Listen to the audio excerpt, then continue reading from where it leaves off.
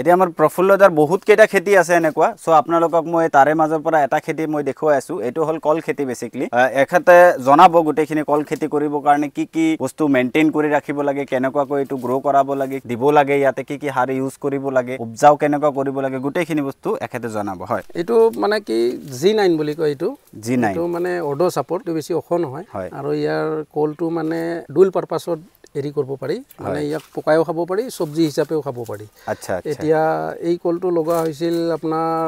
এপ্ৰিলত মানে কি বেমাৰ আজাৰটো খুব কম আমাৰ যিখিনি মালভোগ কল থাকে তাত বহুতো বেমাৰ লাগে টিকা টকা হয় বা পানামা ডিজিজ হয় বা এনেকুৱা মানে কিন্তু ইয়াত এটো টিস্যু কালচাৰ পুলি হয় একদম সৰু সৰু পুলি আহে এটো মানে আমাৰ বৰপেটা জিলা কৃষি বিভাগৰ এপাৰ্টৰ আঁচনিৰ পৰা এটো মানে এটা ডেমো দিছিলে হয় তে এইটোত মানে কি লগোৱা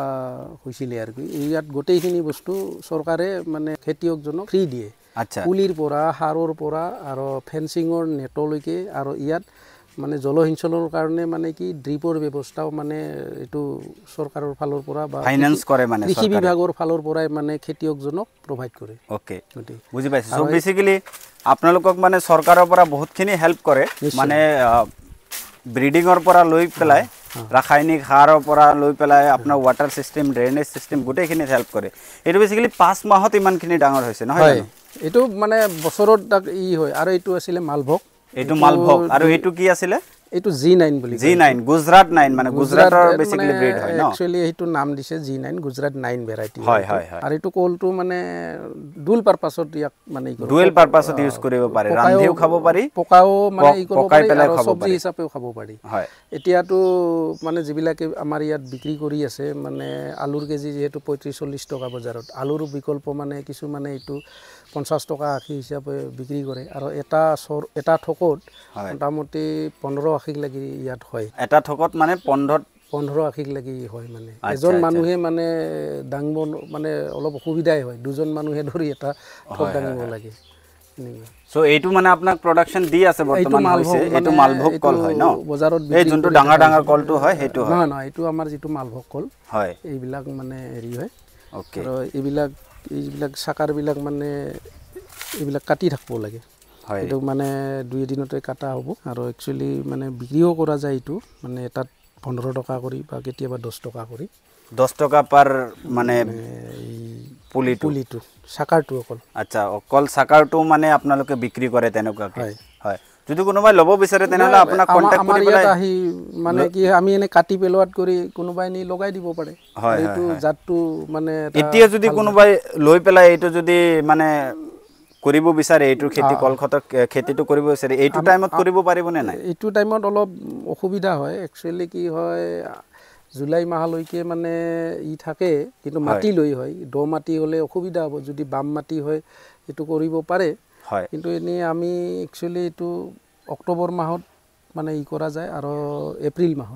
এপ্ৰিল মাহত আৰু অক্টোবৰ মাহত এটো মানে বেসিক্যালি প্ৰফিট দায়ক হয় মানে কি নহলে মৰি যোৱাৰ চান্সেস থাকে বাৰিখাৰ আগত বাৰিখাৰ পিছত মানে আমি বাৰিখাৰ টাইমত এটো নহয় মানে বাৰিখাৰ মানে অলপ অসুবিধা হয় গুৰিত মানে পানী জমা লাগিলে কি হয় কলটো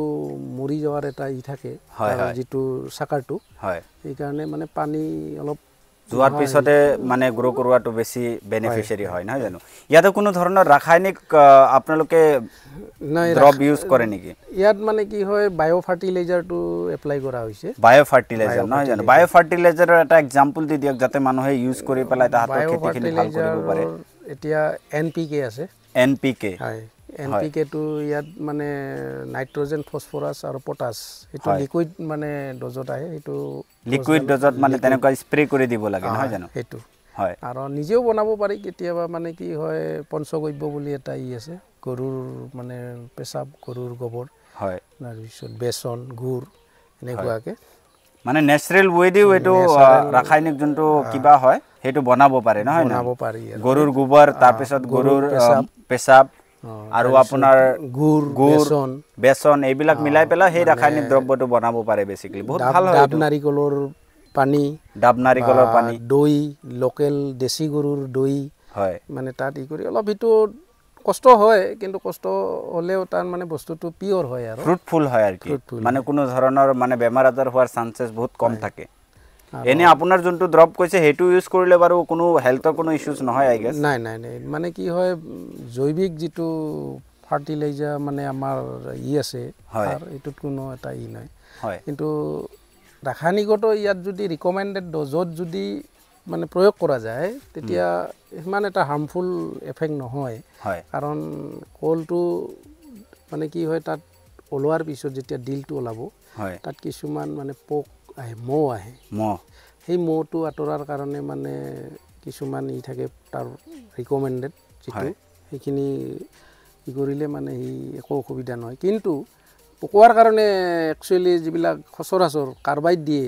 সেইটো কিন্তু কৰিব নালাগে নেচাৰেলি কলটো কাটাৰ পিছত যিটো পোকে সেইটো কলহে মানে বেষ্ট কিন্তু আৰ্টিফিচিয়েলি যিবিলাক মানে কাৰ্বাইড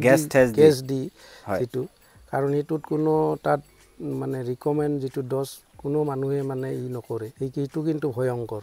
সেইকাৰণে ক্যালকুলেট কৰি মানুহে বেসিক্যালি ইউজ নকৰে সেই বস্তুখিনি নিজৰ যেতিয়া মন যায় তেতিয়া ইউজ কৰি পেলাই যাতে মাৰ্কেটত বিক্ৰী জলদি কৰিব পাৰে তাৰ হিচাপে মানুহখিনি কৰে আমি আজিকালি যিমানখিনি কল খাওঁ সবটো গেছে দি পকুৱাই কলবিলাক আমি পাওঁ কাৰণ ডাইৰেক্টলি ইয়াতে গছত পকোৱা মানুহ খুব কম আৰু আপোনালোকৰ নিচিনা জেনুইন কৃষক বহুত কম পোৱা যায় আজিকালি সবে পইচা ইনকাম কৰিবৰ কাৰণে কৃষি কৰে বাট এইটো বহুত এটা ভাইটেল ৰোল প্লে কৰে আমাৰ লাইফত এজন কৃষক এহাতে যদি ভালকে যদি কোনো ফসল উগায় সেইটো আমাৰ কাৰণে হেলদি হয় আৰু বাকি যিমান মানুহে খায় সবৰ কাৰণে বেসিক্যালি হেলদি হয় বাট ইহাতে যদি ইয়াতে ধানলি কৰি দিয়ে কিবা কৰি পেলাই ফলটো যদি জলদি গ্ৰো কৰি পেলাই তেনেকুৱা কামখিনি কৰে সেইখিনি আমাৰ কাৰণে খুব অসুবিধাজনক হয় নিশ্চয় নিশ্চয় কাৰণ বজাৰখনৰ যোনে গ্ৰাহক তেওঁলোকটো বেলেগৰ নহয় তেওঁলোক নিশ্চয় আমাৰ ফ্যামিলি নহলেও আমাৰ নিজৰে ভাই বন্ধু গতিকে তেওঁলোকক অন্যায় কৰি পইচাটো ললে আমাৰ ভৱিষ্যতে যদি সেই গ্ৰাহক কেইজন যদি ক্ষতিয়ে হয় কোনে কিনিব গতিকে এইটো এটা মটো লৈ কাম কৰিলে এটা ভাল আৰু সো মই যিমানখিনি কৃষক আজিলৈকে লগ পাইছো বাৰু এখেতৰ নিচিনা মই তেনেকুৱা কৃষক আজিলৈকে দেখা পোৱা নাই যোনে ইমান জেনুইনলি নিজৰ কৃষিখিনি কৰি আছে সো এনেকুৱা আৰু আমাৰ ডাঙৰীয়াৰ বহুতখিনি খেতি আছে সো গোটেইখিনি আপোনালোকক দেখুৱাম সো যদি আপোনালোকে এনেকুৱা কন্টেন্ট আৰু বিচাৰে আমাক লাইক সাবস্ক্ৰাইব আৰু শেয়াৰ কৰি দিব যাতে সবে গম পাই থাকে বস্তুখিনি যে এক্স্যাক্টলি কৃষি বিভাগত কেনেকুৱা ধৰণৰ কৃষি কৰিব লাগে এতিয়া আপোনালোকে গম পাইছে কল খেতিটো কেনেকুৱা কৰিব লাগে আমাৰ ডাঙৰীয়া গোটেইখিনি স্টেপ বাই স্টেপ আপোনালোকক জনালে সো আশা কৰিছো এটো আপোনালোকৰ কাৰণে হেল্পফুল হ'ব থ্যাংক ইউ